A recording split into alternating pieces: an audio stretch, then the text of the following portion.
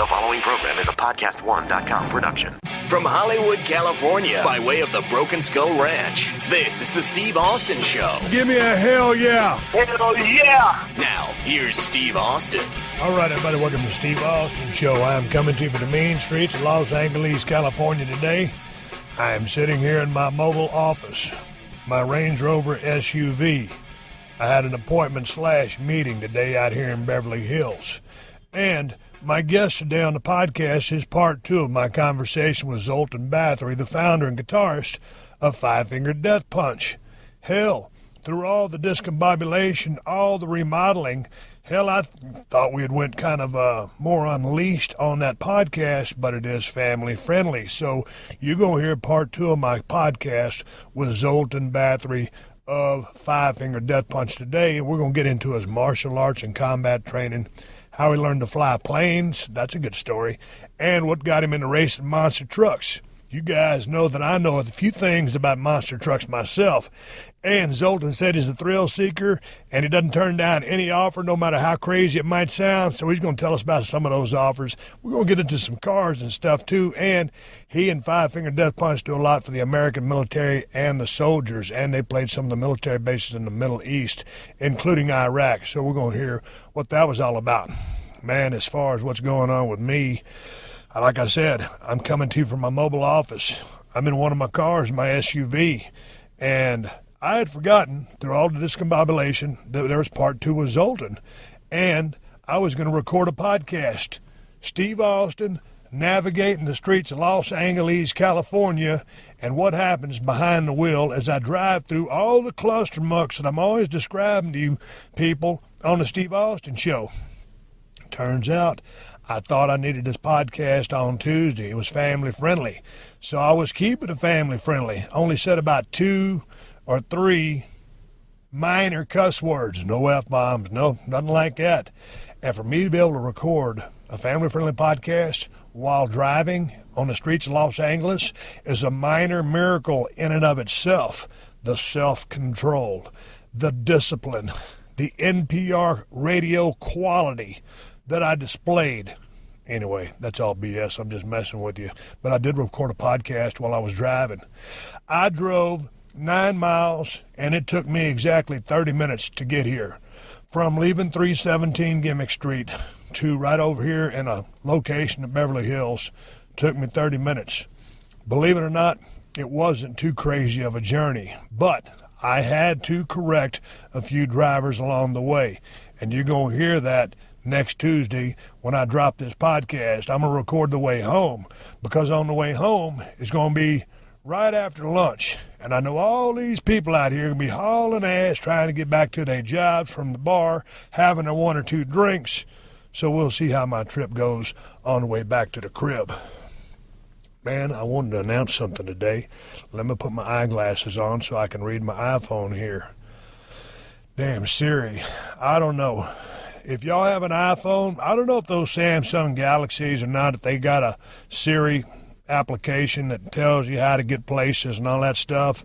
I tell you what, me and Siri, we've gotten into a hell of a damn feud. She's giving me real bad directions. I'm not happy with the performance.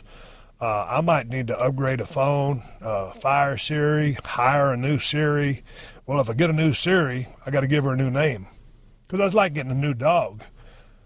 My father-in-law, every time he would get a dog, he had 3 names for his 3 labs. And one of them would die. He would replace it with the same color dog that it was, chocolate lab, white lab, black lab, and call it the same name. But you can't do that.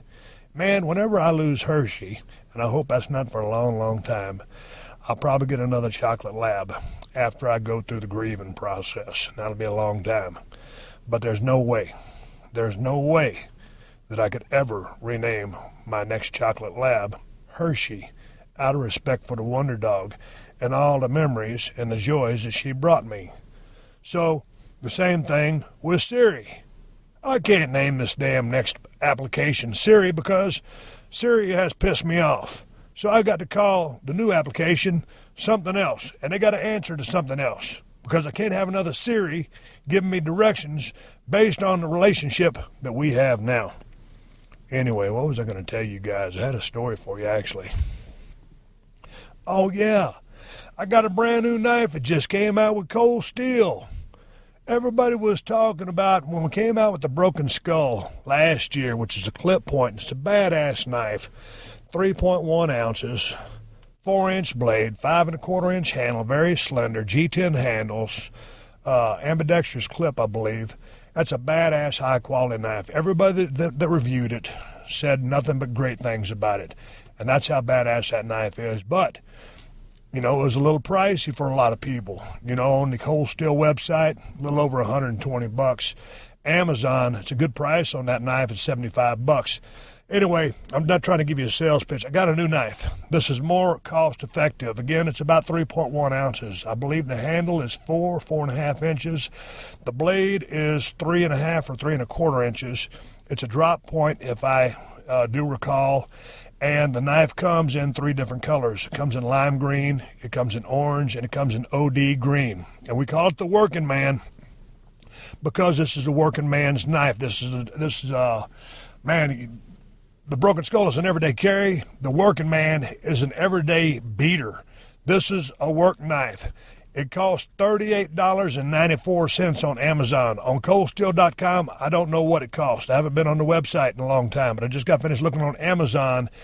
And the Steve Austin Working Man knife is available on Amazon. The best price I found was $38.94. It's a high-quality damn knife, triad lock. Forget the steel. It's an easy sharpened steel. It's probably not quite as hard as the Broken Skull. The Broken Skull's a badass steel. This one's easy to sharp as well. Drop point, as I mentioned, very user friendly. Ambidextrous thumb stud. I think ambidextrous pocket clip. Where's the damn write up on this thing, man? I'm sitting here flapping my gums. Let me read you about this thing. The Working Man is equipped with our revolutionary triad locking mechanism. It's a slight drop point with a false edge. How's that for blade description? Thanks for the source that just sent me that. Anyway, it's got the revolutionary triad locking mechanism, offers unparalleled strength, safety, and shock resistance. The Working Man is designed to offer high performance at an affordable price. Weight 3.1 ounces, thickness 3 millimeters, blade length 3.5 inches, handle 4.5 inches. And it is German 4116 stainless cryo-quenched steel. Additional features: ambidextrous pocket clip, belt clip, wide lanyard hole. And on the pocket clip, it has my Broken Skull logo on it. That says it's Steve Austin's Broken Skull badass working man knife. Price for the working man, designed for the working man. And the reason we picked lime green, orange, and OD green, because it's the working man, and I like those bright colors. OD green blends in with anything, but the orange and the lime green is like a measuring tape. They always make those things in orange or lime green, stuff like that, because they're easy to spot at a work job, at a work site. And if you leave this thing laying around, that's why it's colored the way that it's colored. We didn't need a black handle knife. The world has enough black handle knives. But anyway, enough about all that stuff. It's a badass knife, and it is available right now on Amazon.com and coldsteel.com, and it's a Steve Austin working man knife. Anyway, man, I went next door to get my swell on this morning because I knew I was going to be busy all day with meetings, appointments, and stuff like that. I trained buys and tries today. I supersetted everything and put about a minute's rest in between the supersets. Totally crushed arms. My damn jacks were totally swole up. Awesome workout. Diet is right at 3,500 calories. I upped my caloric intake about 800 calories. It took me a while to get there. You're going to hear about what I've done with my diet probably in about the next 2, 3, 4 podcasts, because I've really got this thing dialed in, and it's been amazing to find out that I've really, really been under eating for my body type, for my body weight. And so dialing that thing has been a work in progress, but right now I got it all dialed in. But I'm fixing to run in and take this meeting. And before we go get to Zoltan Bathory, a 5-finger death punch, let me take care of one of the sponsors who's helping guys all across the great green earth smell better. And that's Hanes with Fresh IQ. Underwear is important. Socks are important. And after a long day of wear, we all know how both those articles of clothing tend to smell. Not good. They develop a certain aroma, and that not so pleasant aroma happens to everyone. It is a fact of life. So that's why Hanes invented Fresh IQ, advanced odor protection technology. Hanes with Fresh IQ attacks bacteria and keeps fabric from absorbing the funk and other unpleasant aromas. And everybody's got the funk. Yes, even you, even me. That means your socks, t-shirts, and boxers smell fresher longer. So forget smartwatches and fitness trackers. This is the latest and greatest in wearable tech. The underwearable wonder of odor-controlling Hanes with Fresh IQ advanced odor protection technology. And right now you can get 25% off your purchase of Hanes with Fresh IQ products. Just use promo code FRESHAUSTIN. Some exclusions apply. So replace your old ratty boxer briefs, yellow t-shirts, and mismatched socks. There's never been a better time to upgrade your obsolete undergarments with all-new Fresh IQ socks, shirts, and underwear from Hanes, America's #1 underwear. Just go to Hanes.com and use the promo code FRESHAUSTIN to get 25% off your order of Hanes with Fresh IQ. Hanes with Fresh IQ advanced odor protection technology, the smart way to stay fresh. Everybody's got a to-do list. Drop off the dry cleaning. Pick up some milk. Here's an idea. Let's save hundreds of dollars on car insurance. And the good thing is you don't have to drop off or pick up anything. All you have to do is go to Geico.com, and in 15 minutes you could be saving 15% or more on car insurance. Extra money in your pocket? It may just be the most rewarding to-do you do today. The Steve Austin Show. The Steve Austin Show. And now, here we go with part 2 of my conversation with Zoltan Bathory from Five Finger Death Punch. So how does it come to be that, well, I don't know what the word is licensed, or you train military personnel in close quarter combat? Well, I do that too, right? So can we talk about that? Or yes, what? you can. How do you get that? Because that'll happen to everybody. So basically what happened, when we go on the road, I wanted to train. So because, when I'm home, I go to jiu-jitsu almost every day. And when I'm on the road, then I can't train, and, it's perishable. Okay, you're at home. How long is that? 2-3 hours? When I'm home, I training session. Oh, 2 hours, yeah. Okay. 2 hours. Oh, it's enough. I get it, yeah. Oh, yeah, you get I can imagine it's something you need to take a lot of time to... Yeah, it's 2 hours, 2 hours a day. And sometimes you go twice. You go in the morning class and you go to the evening class, especially before competitions. Because I went and competed too. Yeah. So got a couple of medals here and there. Got silver on Abu Dhabi Pro, and So I went and competed.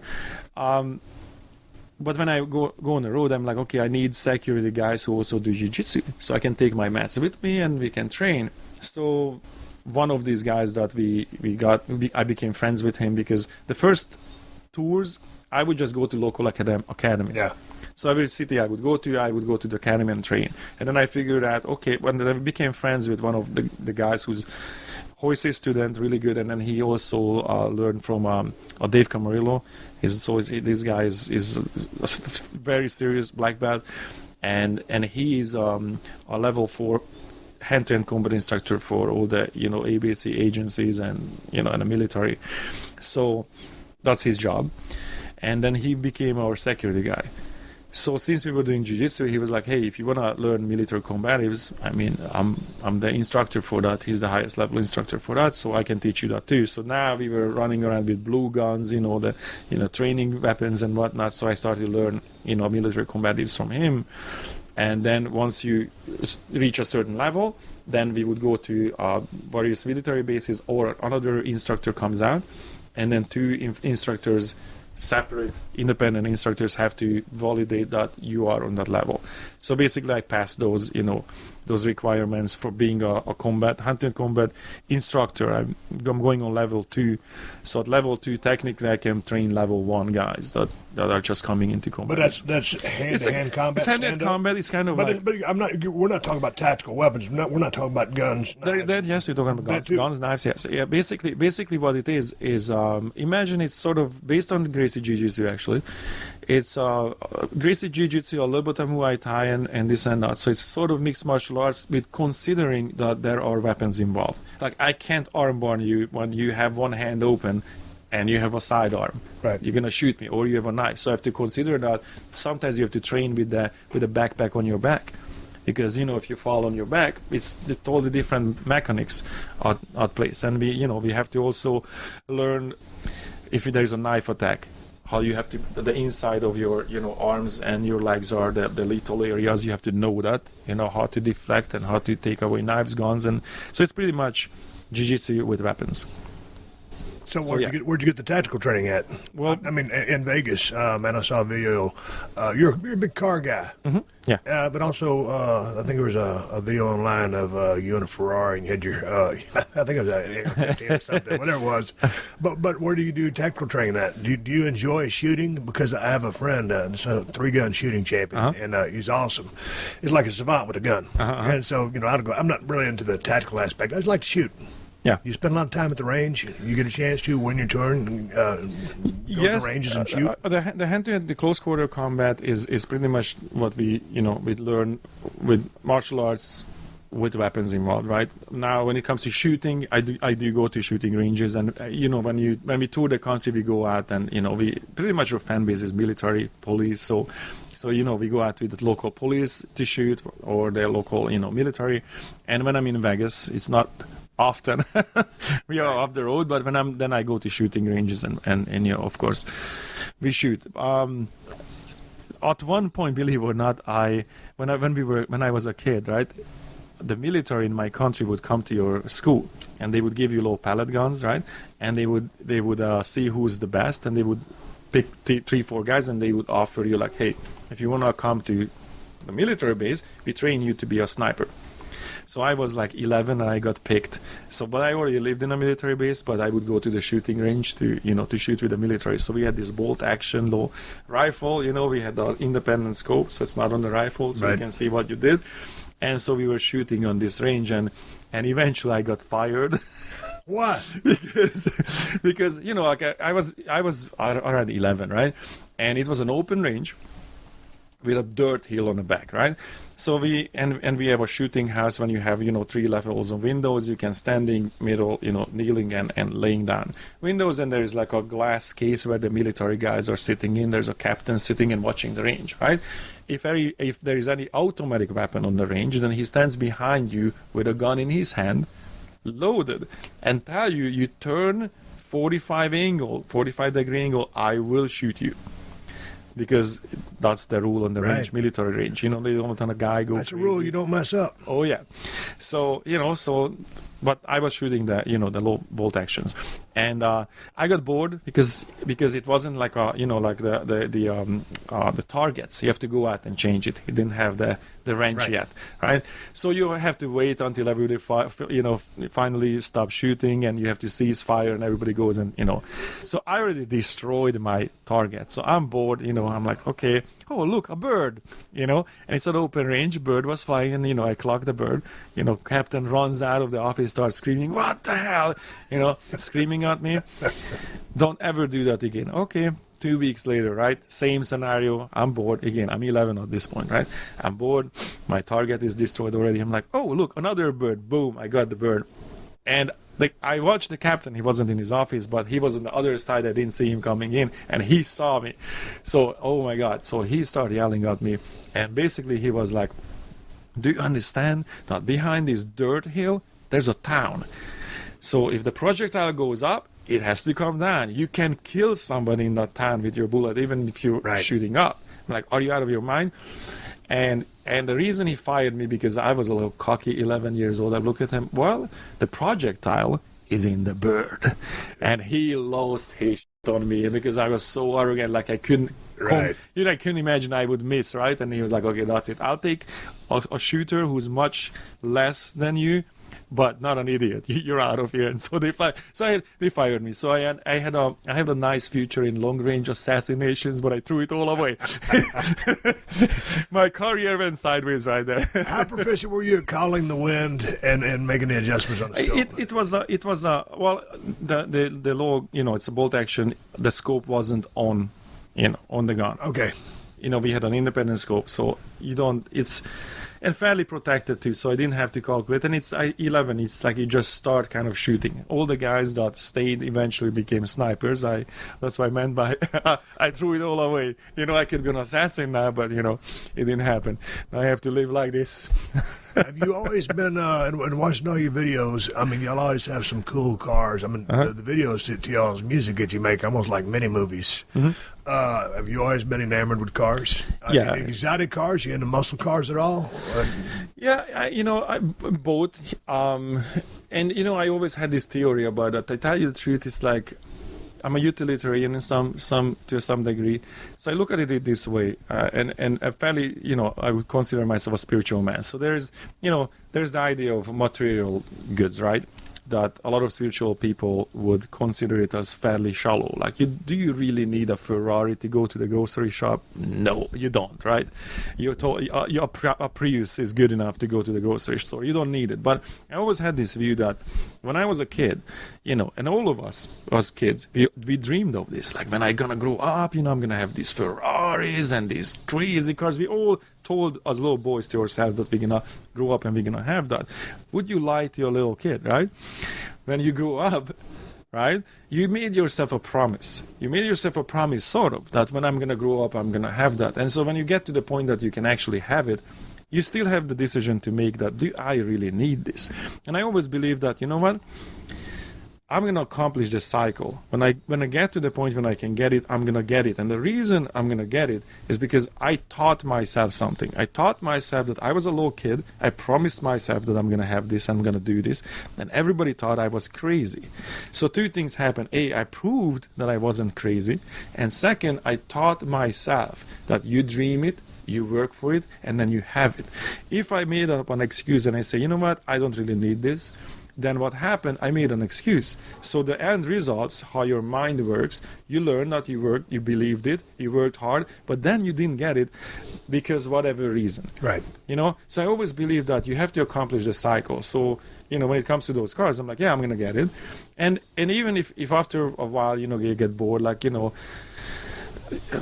some of these cars you can't really drive long distance, and you start to realize like it's not really that comfortable, and and then you sell it, but then you have it. So I ended up with I have British cars now that are more of a luxury car than a sports car.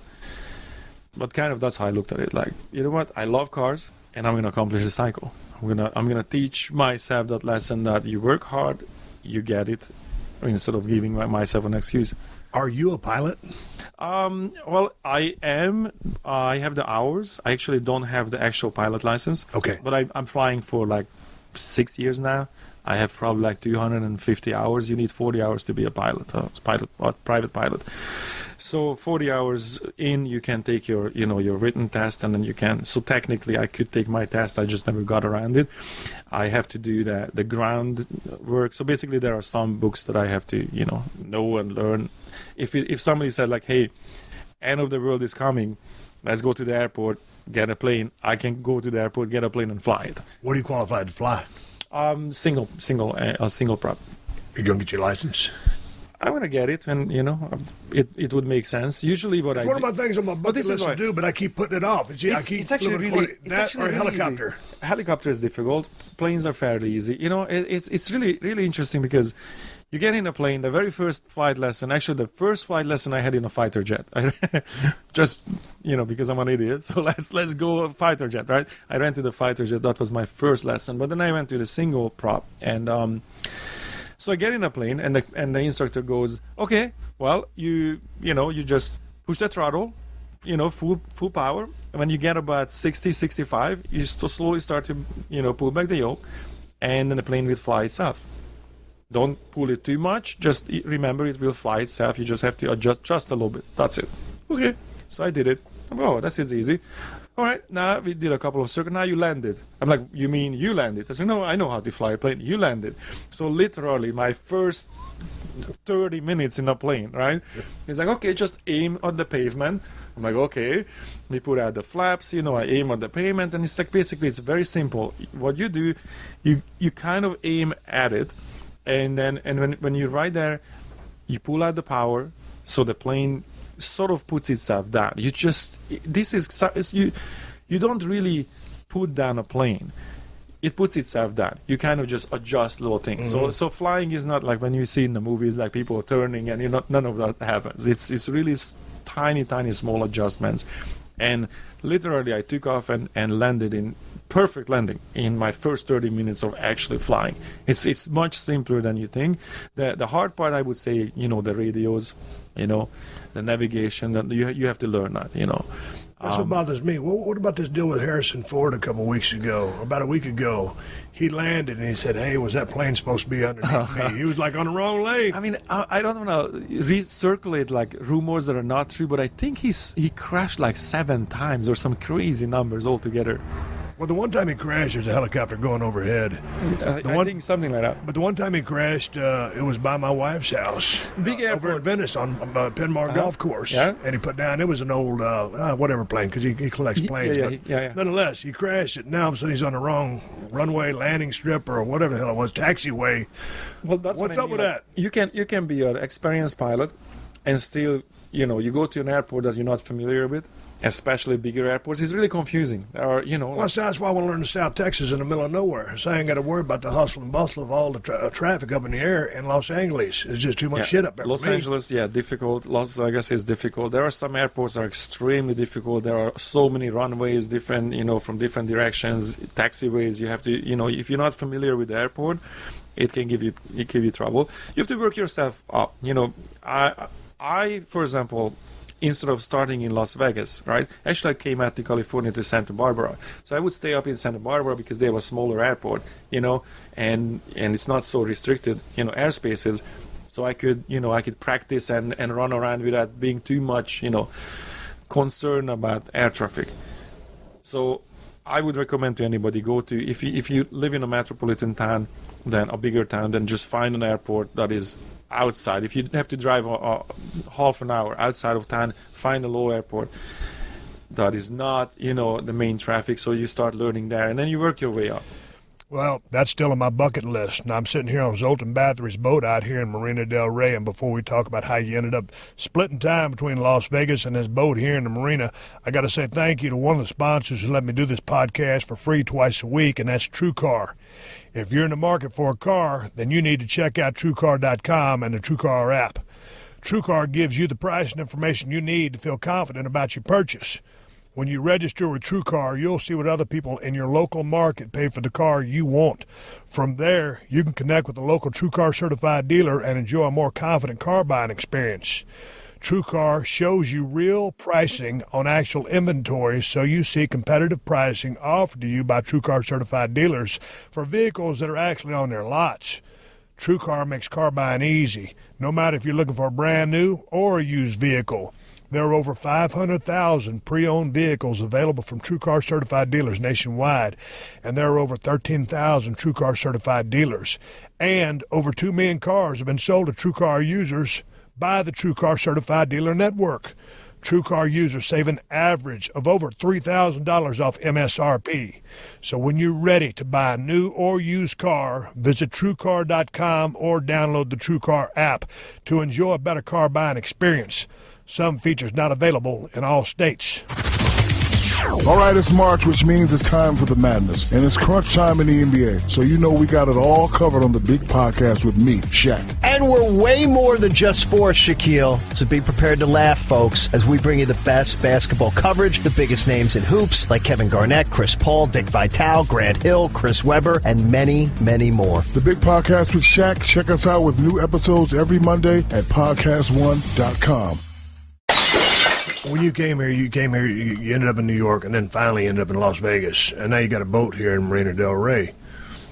How'd you end up in Vegas? And how'd you decide to buy a boat in Marina del Rey? Well, I started in New York. I lived in New York first. I wanted to be in a city that never sleeps. And actually, I did like New York, but I started to become a New Yorker. The way you become a New Yorker is that the bums start asking you for money because you have this New York face that don't talk to me New York face, right? So first I really enjoyed New York, but then I started to realize I became really uptight and really, I'm not going to mention who, but there was a moment when I was in St. Mark Place in Starbucks, and there was a very famous celebrity right in front of me in Starbucks, right, trying to get a coffee. And so he steps to the counter and goes like, can I have next, just like that. I'm 100% they knew who he was. Right. But it just next, and I'm like, oh, I mean, New York is brutal. What I liked about New York, that all the things that you do happens instantly. When you call a company, you don't even say your name. You tell them who you want to talk to. Joe Smith, please. That's it. If you're like, hey, I'm from Hold, it's. I like the pace that they don't kid around. I really like that. But I started to become a New Yorker. When I would come to California to see my friends, everybody's like, dude, you gotta chill out, man. You're so wind up. Everyone's like, we do it tomorrow, man. What the hell? Right? So I moved to California, and I had a really good time here. And once the band started to take off, then I was like, you know what? I'm in California. I love California, but I'm paying California taxes and all the premium price for everything, and I'm not here. I'm on the road for 250 days a year. Yet, I'm spending all this money here. So I'm like, you know what? And the city that never really sleeps is Las Vegas. And I went to Vegas a few times, and I really liked the suburbs. When people think of Vegas, you think of the Strip. The suburbs, man, it's all green, golf courses, everything, pools, everything brand new. Like, wow, man, this is really nice. So I moved that from California to Vegas, and because I'm on the road anyway. But I missed California, so I missed the ocean and the management, label. Everybody's here, all the things I deal with are here. So I'm like, you know what? I always wanted a boat. This was the impossible dream, right. Like this. I didn't dream this. I had ambition, but I didn't think like, man, I'm gonna have a yacht. I never thought that ever gonna happen. So I'm like, okay, I'm gonna dive in and I'm gonna get one. And pretty much, my aim was that most people just buy a smaller one to see how they like it. And I had this idea, like, look, if you have a small one, you're never really gonna like it because it's small. But if you go for the biggest one you can get, and that's kind of what I did. If you don't like that, then you're not a boat guy. And it was probably my best investment, so to speak, of the best purchase. It's not an investment. This is a. I was thinking about getting a boat. You burn money. I love it. I wake up and my dogs are seals. It's barking out. Here you come out to the porch and it's the water. I have this feeling of I can go anywhere at any time. With this one, I have about 500 miles range. So if I want to go to Mexico right now, I can just go. Okay, but this is a pretty big-ass boat. Do you have a crew member that comes over here with you to help you run things? Because if you're going to moor or pull up to something, that can be a hassle. Yeah, it's about the size. Like it's 60 foot. It's about the size that I can drive. So if I was solo on it, I can go anywhere and I can do all that. But when I have guests, sometimes we take it out. We go to Catalina Island or we go down to Redondo Beach. Then I have a maintenance captain that is overlooking the boat all the time. So the captain comes in and drives the boat, so I can just hang out. And then he also manages the crew. So I have people who clean the bottom, clean the boat, washing the boat, mechanics, electricians, whatever we need. Then he manages all that. And as I said, if I want to take it out, this is the difference. I can take out the boat. Usually what happens when you get a boat, if you don't use it for commercial purposes, technically the waterways are really funny because there's a certain tonnage, and this boat is far from that. Like big, commercial boats, you need a license. For this one, you don't. Right. The only thing is that if you crash it and you didn't have a captain on it, the insurance will not cover it. But as for but now I have it long enough that now the captain signs off on it. That okay, he's good to go. He's good to drive. So as long as I don't use it for commercial purposes, I can take it out and I can go anywhere. There's no, A lot of people say, hey, man, the best 2 days of buying a boat are the day you buy it and the day you sell it. Because a lot of times people, it's a novel idea or a romantic idea that, hey, man, it sounds good, just go buy a big-ass boat and you come out a couple weekends, you hang out, and then you never end up showing back up. So, all the maintenance costs eat you up, so you end up selling it. Yeah. But you're able to enjoy this thing. Oh, yeah. This is probably How are you out in the waters trying to navigate this thing? Catalina Island, you got some GPS, you just set the coordinates?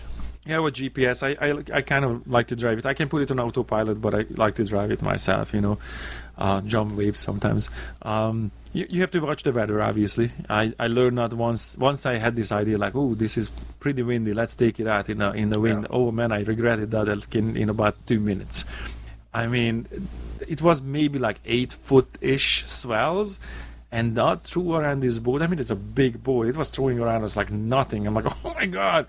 We just turned right back. I'm like, okay, that's it. You have to respect the sea. It beats you up. Especially, this is like a sports cruiser.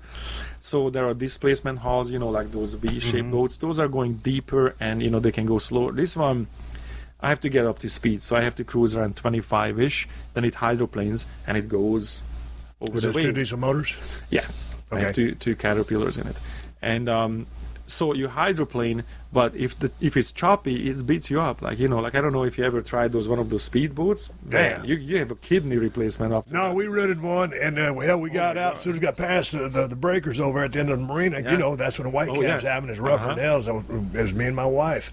And I said, hey, man, that pour us a Bloody Mary. We were cruising out, and all of a sudden, we got rougher and shit. And she said, turn around. Yeah. And we came on back. It wasn't a boat like this. Being in the water this much or having this boat, you decided to did you ever consider scuba diving? Yeah, you're an adventurous guy. Yeah, I didn't get around it. Actually, I was invited by Paddy. That's the company that gives you the certification. I was invited to your facility. I just couldn't figure out schedule wise, but that's definitely in there. I did my parachuting. Actually, the special Persian command took me to parachute. That was pretty cool. These are the best guys with flawless records. So I'm like, okay, I'll live. Did you start off with the tandem, or you just did it yourself? You have to do it at tandem first. It's by and then by you rule. jumped out yourself. And you have to do I think 3 or 4 tandems, and you have to do some paperwork, and then you can jump on your own. Are you a solo jumper now? I didn't jump my own yet. That's next. Let me know when you go do that. Yeah? Man, I know. I see no reason to jump out of a perfectly good airplane. Right? The tandem thing, whether I'm hooked to an expert or not. It's pretty good. Yeah. It's awesome. Yeah, but you're a thrill seeker. Yeah. You're an adrenaline. Is it an adrenaline junkie, or you just like experiencing things? Yeah, I guess it's like experiencing. You know what? I would say this, the adrenaline thing, right? Actually, I can say that I'm adrenaline junkie because that's how I do these things. That once you commit, like say I go to a jiu-jitsu tournament, right? And I have to fight. So there's a guy and we're going to fight. Yeah. Right? There's nobody can save you. This is you and him. And sometimes I want to get myself angry and I can't. Like I'm totally relaxed, And I notice this when I sit in the monster trucks, I know that I'm gonna jump things and C6 and C7 will compress and all kind of things can happen, and somehow everything gets quiet. Like to me that's the moment where instead of having this adrenaline rush that this is gonna happen now, I kind of relax. Like okay, I accepted my fate sort of. Like I'm gonna do this, and there's no turning back. So when you jump out of the airplane, it's the same feeling. Like I committed, so now I want to experience what actually gonna happen when I fight or I drive a monster truck or whatever crazy stuff I get myself into. What happens is that feeling of I committed, and now I'm not completely in charge. Now life it takes its course, and it gives me this piece of. Okay, let's experience what happens. So I don't actually get that adrenaline rush of. But you know that you have to execute and do whatever Yes. the task at hand is And to perfection. They're perfectly right. I think that's exactly why. Also, when I go on stage, there are shows there's 100,000 people, and and when people ask me like, "Do you get nervous?" and I'm like, "Look, the song goes exactly the same if it was 20 people or 200,000." It's the same mechanism that you have to execute. So when you have to drive the monster truck, it's like I know that I have to be conscious. And I can be stupid. I can't make mistakes. Well, let's talk about the monster truck, because I used to have one back in the day. It wasn't my monster truck, but man, it was 15 minutes before a live television show.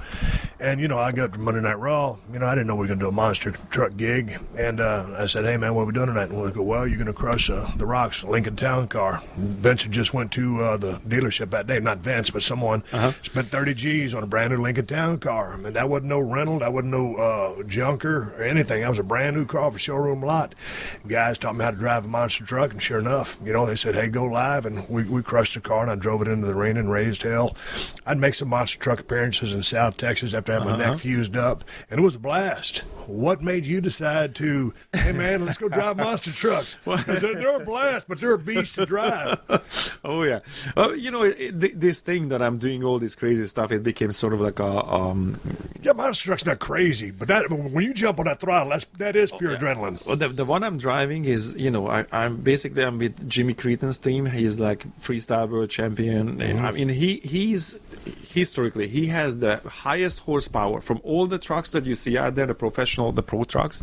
He gets the highest horsepower out of his engines. He's a robotics engineer, and nobody knows how he does it, but I'm running like 1800, 1700 horsepower on those engines. So his trucks are out of control. With certain tires, it will just rip off the tire. But the way it happened, that on social media, I'm always posting these pictures like, oh, here I am in a fighter jet, here I am doing this, that, So it became a thing, like my bucket list, and, a lot of people following it, and they look at it like, okay, this guy is living life how it should be lived. And so now these opportunities coming to me, that people are like, hey, do you want to, strap yourself to a rocket? Yeah, what's the chance of survival? 50-50. Oh, good enough. Let's go. So it kind of came like that. Somebody came to me. Chris Kurtz used to be a producer for Monster Jam, and he had a Monster Jam show in Sweden, from all places. We ran into each other in a TGI Friday in Sweden, and he's like, hey man, I'm a Monster Jam producer, and I know that you do all this crazy stuff. I can get you in a monster truck. I'm like, oh, let's get it on. And I came home 3 months later. He hooked me up with Jimmy Cretan, and he has like a bunch of trucks. He has 6 trucks and a course in his house. Like, he lives in a place where he has his own course, and basically he taught me drive.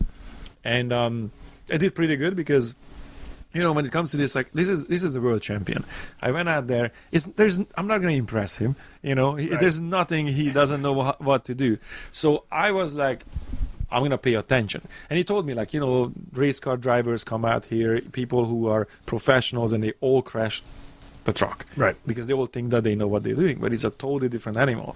And so I was just like, let me see the course first with one of your driver. And I was listening to the throttle. I was watching the speeds and whatnot. Okay. And I just copied everything they did. And after, being out there 4 or 5 hours, Jimmy was like, you know what? You get a knack for this. It's like, because you pay attention. That's the biggest problem. That it's very simple. Pay attention. Execute what you need to do the way that you need to do it. It's very simple. If you try to invent something, you'll crash. So he's like, if you want, I can train you more, and you can maybe race.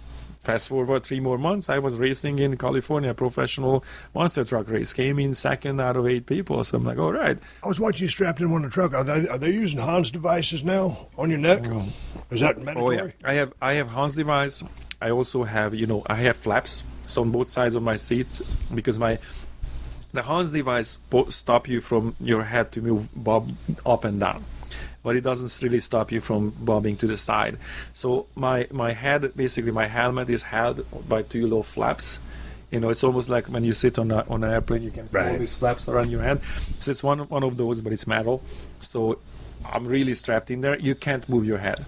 I can only move my eyes. But was it rougher than you anticipated it being? Because when you're jumping up on those cars, with those tires... The surprising thing was that I thought that I was destroying things. I thought like I was flying 100 foot in the air, and then later on you watch the video and I'm like... Really? Yeah. That's it? I didn't even make a bump, you know what I mean? Yeah, that's what I did. So because when you sit in it, it's so tall, it's so loud, and it's just so angry. Everything is so intense that you think like, oh my God, this was a great run. And, you really think you did those things. And then I'm looking at it, and I got off, maybe 2-3 foot from the ground. I thought like it was at least 30. So you start to learn like, okay, I really have to push it. But now when you sit in it, I'm looking at a school bus, right? A stack. Yeah. And I'm running on that thing, and I got it, and I'm thinking like, there's absolutely no sane explanation for why am I doing this, why am I here, and I take off, and I'm flying, and you have about 2-3 seconds sometimes in the air that you can think about like, why am I here exactly, why am I doing this, because this is gonna land, and I'm just hoping that it's gonna land on the tires. What were you thinking? You were pretty much just doing donuts on one of your gigs, came in which speedway you're at or which arena, your 4-link broke and you end up rolling it. Yes. Like, what did you tell, what's his name, Jimmy Cretan? Uh-huh. What? Yeah. So what do you tell the guys? God dang, man, I'm sorry, I crashed the truck, or they rip up these trucks. I mean, when they go out there, they know that they can destroy the truck. Yeah. So the crashing is not an issue because they all crash all the time. I mean, it's literally things are breaking left and right. I mean, the things that happen to these trucks are physically insane. So but I never crashed before. So for them, it was like my crash cherry, sort of. Yeah. So they were like, sooner or later, you're going to crash and you're going to feel how it feels, because a lot of people quit right there. Because once you crash, you feel like, oh my God, this is not a joke. Like, imagine if you just sit on a chair that's 12 foot tall and you just fall on the side. How is it going to feel? Now, add 40 miles an hour. Yeah. It's a car crash. There is no ifs and buts about it. So, so what happened? I made a big jump, and my four-link bar, bent. So I didn't know. And as I took that first turn, immediately buckled, and I just rolled the truck. Right. So what happened? I was upside down. I see the alcohol fire is clear. So if a truck is on fire, you can't see it. So that's the first thing. Like, you're looking. I don't feel the heat. I was completely conscious. I shut down my engine. I shut down my my fuel, everything. By then the ambulance come. Everybody looking. Are you okay? I was laughing. I'm like, yeah, dude, it's cool. And everything was fine until I got at the straight on the truck. I got out, waved to the crowd, and I go back to the pit. And when I go to the pit, I tell the guys, man, I can't believe that, it's like, I don't know how I missed the jump. And they were like, you didn't jump. I'm like, what? So I realized I have a missing 3 seconds of memory, literally. So I thought I was okay, I was upside down, but I did have a low concussion, but I have a 3 seconds that I don't remember because a four-link bar buckled the truck. So I just rolled. I didn't even hit the stack, because I was going to hit the stack and jump. I thought that I hit it, and I just landed bad. But I didn't even make it, because on that turn the truck just rolled because of the bar was bent. So that 3 seconds moment of when it happened is missing completely. So how often are you trying to pursue that, or is it just was a fleeting thing? You did it for a little bit, now you're just going to chill here in the boat. You guys are going to go on the road in May, to support the album. So I mean, it's kind of the thing is it's available to me. One of the truck is technically called Knucklehead. It's my truck. Well, Jimmy owns it, but it's my truck in quote. And any time that my schedule allows, then they love me to be there. So it's pretty much a schedule thing. So whenever I have a whole okay, here's a show that I can do, independent shows, Monster Jam shows, the big corporate shows in stadiums. It's almost run like Disney. So I can't really just go in there and start to run my truck. But every weekend there's a show somewhere. So we just arrange schedules, and. Okay, so we're sitting there talking. May's a couple of months away.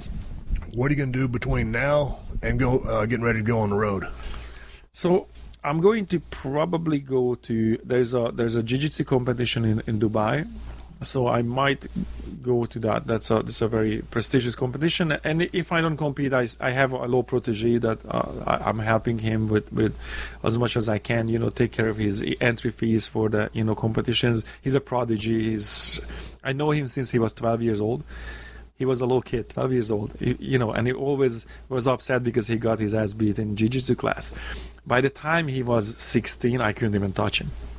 Right now, nobody can. I mean, he's a prodigy. It's incredible. So he's going to compete, so I might go with him.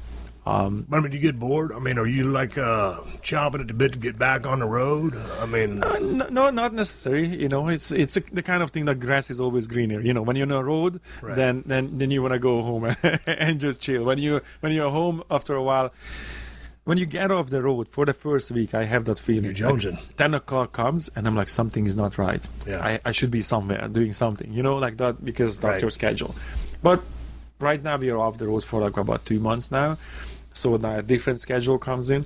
I'm going to probably go to Hawaii a little bit. I'm going to go back maybe 1 or 2 more times snowboarding. I snowboard, so I go up to usually Colorado. So before the snow is over, I want to go up a couple of times. Probably gonna jet ski a little bit as the weather clears up. I'll get you to jet ski. Man, you just go over and borrow my jet ski. I need somebody to run it. And it's badass. It's 310 horsepower. It's the baddest jet ski in the marina. It goes. It's a Kawasaki, right? Yeah. Oh, yeah. Hey, nice. Does Jeremy ride motocross? Jason. No, Jason, because Jason has a Kawasaki guitar. Yes, Jason has a Kawasaki motocross bike, and he has a Harley, maybe 2. Both Chris Cale also rides. Yeah, those guys are motorcycle guys. I lost too many friends, and I was kind of too crazy on a motorcycle. So I'm like, I see my girl, oh my God, she crotch rocket, and I'm like, I don't know. Too many of my friends didn't make it on motorcycles, and Hey man, let's talk about you just I was following your Twitter account. You just did a charity event. It was bowling for was it autism? Down syndrome. Was it Down syndrome? Yes, yeah. So you're really involved with that. You guys are really involved with doing stuff with troops. Yes, And troops you and founded military, it, and police. Yeah. So we have there's an organization called Badge of Honor. Every time, well, the last tour and probably the upcoming tours, what happens when we sell a ticket, a portion of the ticket goes to this foundation. Basically, they are a foundation where, a police officer dies or gets injured, anything happens to them, then their families don't really know what to do and how they get their benefits. And, so this is an organization that if a police officer, especially when a police officer dies, it goes in there, they have their lawyers and they have the family to get all the benefits and everything that, has to be done. They have, have the families, the widows, and if they have kids to move on with life and get everything that they're supposed to get. So that's an organization. I'm a chairman of development for the Home Deployment Project. This is a Las Vegas-based nonprofit. So we are sort of finding homeless veterans. There are a lot of them, but some of them are not candidates. We're looking for the ones that want to get back into work, want to, survive, want to, So this way it's more personal. Instead of just pouring money into an unknown organization, this way we know, like, okay, we got 6 guys off the streets. They were homeless for years and years. Now they have low apartments, they have jobs, they're surviving, they're getting back to, to life and reintegrate into society. And then there are a couple of more, different organizations, all military, helping vets with PTSD and whatnot. So. And traumatic brain injury. So there are a lot of guys have massive problems, and we hire as many veterans, my personal assistants, all military vets, because if they don't have a job, I invent something to do, so I can help them and give them a job. Man, one of my favorite songs that you guys did. Now it's a cover. I like all y'all's original stuff, but damn, y'all's cover of Bad Company. And you guys were on tour in Iraq 2010. Yep. We all filmed a lot of the footage over there. Just that video and y'all's take on that song is one of my favorite songs. Nice. So how was your time over there? And then how was the decision made to cover Bad Company? And how did you approach that? The reason for the cover was that actually it's not easy to find a cover because, you have to find something is a little bit off genre, like we can't cover Metallica because or Pantera. You can't do better Pantera than Pantera does, right? Or better Metallica than Metallica does. That's them, So it makes no sense for another metal band to cover it. So we always have to find something that sort of off color a little bit, but we can cover it. And not that you can, generally, Bad Company, you can't really make it better, but at least we can give our own. Well, that song was 30 years old, and now with you guys' metal take on it, it's you have to pick a song that you can make it your own. Y'all did. You know what I mean? And that's the goal. So that was the reason. Lyrically, it has to make sense that it fits, our band. So it was hard to find something, and the reason we covered the song because after the first record, we started to play pretty big places and headlining our own shows. The band got successful pretty quick, and we didn't have enough material. We had one album, and we were a headlining band. And it's like, man, we have 50 minutes of music. We have to play an hour and 20. So we started okay, we need to play some covers, and this was one of the songs that we covered. And believe it or not, when the second record came about, we were like, well, let's record it because the fans asked about it so many times. And I was actually personally, I was kind of against it. I'm like, I don't really want to do a cover. And we recorded it anyway. And once Ivan recorded the vocals, then I was like, okay, this is nice. He did really good. And I'm like, okay, this is really nice. And then I was really happy for the song. And so that's how that song came about for the troops. That relationship was from the get-go.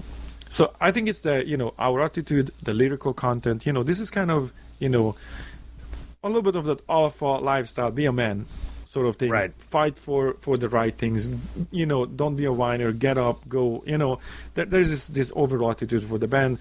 And, look, I fought all my way from the communist country to here, so I can't be anything else but what I am. And the only thing I know is how to fight and step forward, how inch by inch. But that's my, that's who I am, and and all the other guys came from, nobody came from a rich family, so everybody was either homeless or, fought for really the position that they can do what they do in life today, right?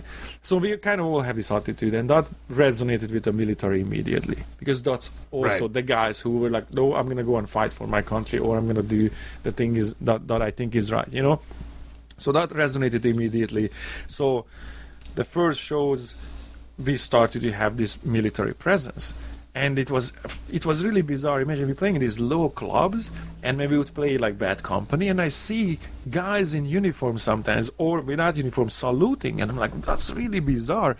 And then they would, come to us and say like, man, you guys are the biggest band in the military. Like, everybody loves you, everybody talks about you.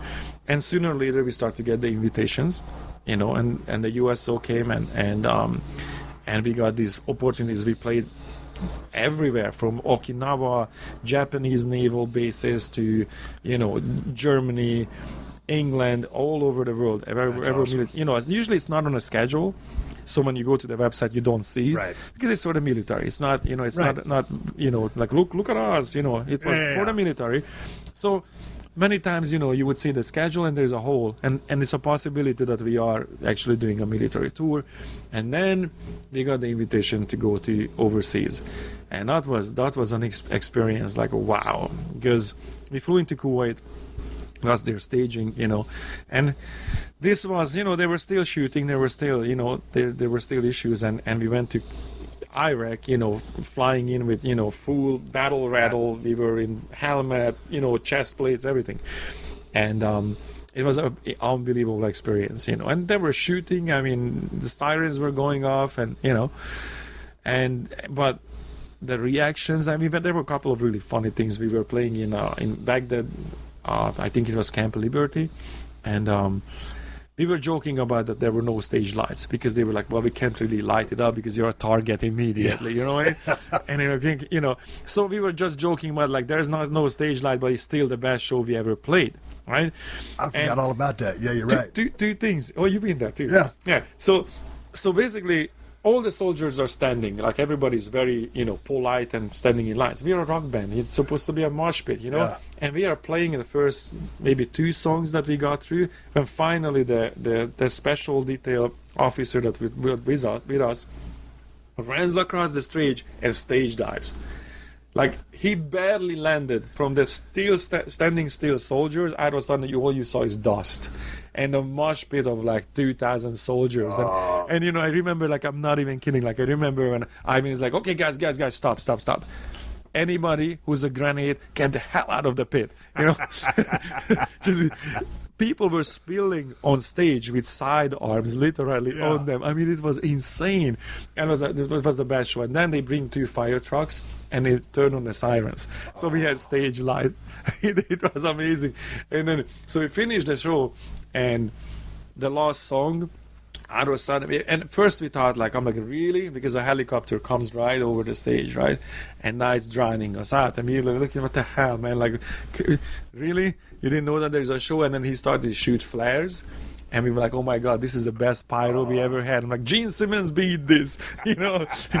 Kiss has the best pyro, but this is something else, So that was amazing. We went around 7, different bases. Or taxis were Black Hawks. I mean, it was an unbelievable experience. And the soldiers, they knew we didn't have to be there. Right. And, I was talking to the general, and he was giving us these coins and, 4-star general coins.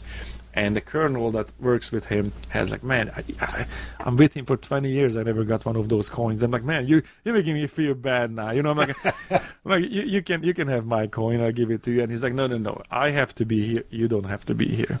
And because you don't have to be here, I want you to have that coin. I got to ask you a question, since you was in the merchandise business, from a design standpoint, when you came over from Hungary to New York, considering the 5-finger death punch merch, do you have a hand in that as far as the creativity? You toss in any ideas? Do you have a team that's making this stuff and they run it by you like, that's cool, do this? Or tell me about that, because I love merch coming from the background that I came from. Obviously, it's a big part of a live touring band. As big of a group as you guys are, it's a big part of the business. Yeah. How hands-on are you with that? The very beginning, actually, I designed our merch. So I was designing our merch. I had like a partner, another graphic designer. Two of us would do all the merch, and unfortunately passed away. And since that, I was doing the merch, and so up until maybe the last 2 years, I was designing pretty much most of the merch, and then it's just there are so much things to do. There are, busy enough that the merch company that we work with, they have designers, and what happens basically, that comes to me, I approve it or disapprove it, I make them change certain things because that's my profession, so I can do the merch myself. It's just a question of time, and sometimes they send me a design that's pretty good, but not right, not there, and I'm just, okay, send me the file and I'll fix it, and then I would just fix it. So it's hands-on, as in like literally I sit on my computer, design it, draw it. Same with the album covers, there were the next album cover, I was working on it, and we had maybe 2 album covers that I didn't do, but most of them, I did. So literally I draw the things and, I pencil it out, put it in the computer, color it. But see, the Five Finger Death Punch just lends itself to cool stuff. Yeah. You know that name, actually, all the good names were taken. That's why it's called. I saw that. Right? All the good names taken. Yeah, basically. And, all the .coms were taken from any good name. Well, basically what happens, Five Finger Death Punch came from, Kill Bill. I was watching in a movie theater and it had that 5-point Lotus Punch. I'm like, that sounds so ridiculous. It should be a band name, right? Yeah. And then we changed it. It couldn't be Five Finger Lotus Punch, would sound weird. So changed it to Five Finger Death Punch. And actually decided that, okay, that's the band name. Because I really thought, like, if you have a band name that sticks out, because it's just so weird, like, it's like, what? Everybody's gonna go, what? Yeah. Either they like it or hate it, but definitely everybody's gonna go, eyebrows up, like, what? And the day of I came up with that name, I went to House of Blues in Los Angeles. I ran into Rita Dimebag Darrell's widow, right? And we were good friends, and I'm like, so I run into her, and it's like, hey, how you doing? What's happening? I'm like, asking her how she's holding up. It's like, so what you up to? And I'm like, well, I just started this new band. And so, what's the name? I'm like, Five Finger Death Punch. And the face she had, like, what? The confusion, like, yeah. What? And I'm like, exactly, that's why. It's like, she's like, why? Like, because that reaction you just had. Because everybody, like, what is wrong with you? So she was laughing at it, like, oh my God, that's the stupidest name I ever heard. The next time I ran into her, we were playing on Download Festival in front of like 100,000 people. Right. And, she was standing on the side of the stage, and then we're like, this is why. So it was a kind of a closure. It was pretty funny. Like, I get you. Man, it's funny because when I first came into WWF, they called me the ringmaster. After 6 months of that, I knew it wasn't going to work. And so, anyway, Stone Cold Steve Austin was born, and I'll never forget Scott Hall, who was going to become Razor Ramon. It was on the DL. They're fixing to start announcing me. No big fanfare. Mm-hmm. And they said, he came up to me and he goes, Stone Cold Steve Austin, huh? What's that all about? And you'll see. It's just an idea I have. Mm-hmm. It caught on pretty good, and it worked out for me. Yeah. Hey, I'm gonna ride off. It did. I'm gonna ride off in the sunset. Enough talking about me. You guys are gonna go on the road in May. FiveFingerDeathPunch.com is a website. Mm-hmm. Yeah. ZoltanBathory.com is your website. Yes, that's correct. On Twitter, you are at Zoltan Bathory. Okay. Yeah, pretty much everywhere. Same in Instagram. Everywhere, just Zoltan Bathory. And so what are you going to do in the meantime? How long will you be on this boat in Marina Del Rey? I'm going to be here probably like a week. I'm going to be here. Then I go back to Vegas a little bit, come back here. Usually every other week I'm here. That's one of my favorite places. It was funny because, I got really turned on to Five Finger Death Punch. I was telling my producer, and she goes, I've heard of, I know those guys, or she knew someone connected to y'all. And he says, believe it or not, Zoltan Bathory has a boat in Marina Del Rey. I was like, bull. No, really. So when I was coming out to this boat, I was like, is it going to be a really good boat or a little bitty boat? And it's a great big badass boat. So it's good to meet you, and I appreciate you having me out here on your crib. Anything else you want to plug? Well, we reconnected here. It's really funny that we never met, but somehow we crossed paths. Like, this is the fourth time now. Well, so next time in town, if you eat sushi, give me a yell. I got a place. All right. I'll catch you down the road. My favorite. All right, everybody, give me to go home. Q's time to wrap up his podcast and ride off into the sunset. But I want to thank Zoltan Bathory of Five Finger Death Punch for inviting me over to his yacht and sitting down and shooting the breeze for about an hour and a half. It was a damn good conversation. Enjoyed meeting them. Big fan of that band, and I'm going to give you another video to watch. A few weeks ago, maybe a couple of months ago, I recommended you guys check out their cover of Bad Company. It was when they were on tour in Iraq over in 2010. That's one of my favorite videos that they've done, one of my favorite songs. But got a different one for you, one that I really dig, and it's one of my favorite songs that they got now. And let me see, what is this one on? Is this on Got Your Six? Their new album? It is from... Got Your Six. Damn right. I am right. And the song is Five Finger Death Punch, Wash It All Away. And this is the explicit version. About 37 million views. I dig the song. I like the way Ivan Moody sings it. I like the guitar work. I like that heavy vibe that they got. So, like Zoltan and I were talking about, they've been around since 06, 07. I just got turned on to them a few months ago. Five Finger Death Punch. Check out Bad Company and check out Wash It All Away and check out all their songs, man. They got high production values on all their videos. Lots of cars, lots of desert stuff, lots of real cool stuff. Anyway, enjoy Five Finger Death Punch. And moving on, before we close up the show, let me throw out a plug to ProWrestlingTees.com/Steve Austin. They got all my Broken Skull Challenge, Broken Skull Ranch shirts. And let me throw out a plug for my new pocket knife made by Cold Steel Knives. It's the working man. I was talking about it on the open of the show. You can find it at Amazon.com. That pocket knife is under $40. You can also get that knife and all the other great Cold Steel knives at coldsteel.com. And I want to say one more thank you to all the fine sponsors of the Steve Austin Show. That's how I'm able to do this podcast for you twice a week for free. And you can find all my sponsors at podcast1.com. Just click on the Killer Deals button at the top of the page and then click on the Steve Austin Show banner. So thanks to Hanes. Go to Hanes.com and use the promo code FRESHAUSTIN to get 25% off your purchase of Hanes with Fresh IQ products. And just a reminder that the Steve Austin Show is also a participant in the Amazon Associates Program, an affiliate advertising program designed to provide a means for me to earn fees by linking to Amazon.com. You can link to Amazon at podcast1.com by clicking on the Killer Deals button at the top of the page. And coming up on Thursday, powerlifter Tom Finn came down from Aurora, Illinois. He's a prison guard turned beer-drinking Austin 316 T-shirt wearing powerlifter. But he ain't any old powerlifter. That goddamn guy's out of his mind. He does some crazy-ass stunts of strength. One of the strongest guys in the United States of America, and he's going to tell us all about all this shenanigans coming up this coming Thursday. Hey, the 60-second AP News headlines are coming up next. Until then, my name is Steve Austin, and I will catch your ass down the road. This has been a Podcast One production. Download new episodes of The Steve Austin Show every Tuesday at podcastone.com. That's podcastone.com.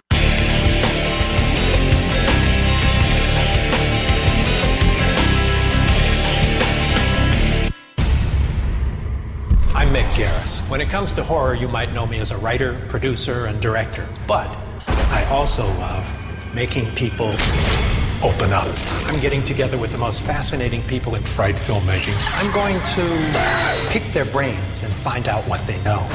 But if they've got any secrets they're determined to keep, I have ways of making them talk. Download new episodes of Postmortem with Mick Garris every other Wednesday at podcastone.com, the Podcast One app, or you can subscribe on iTunes.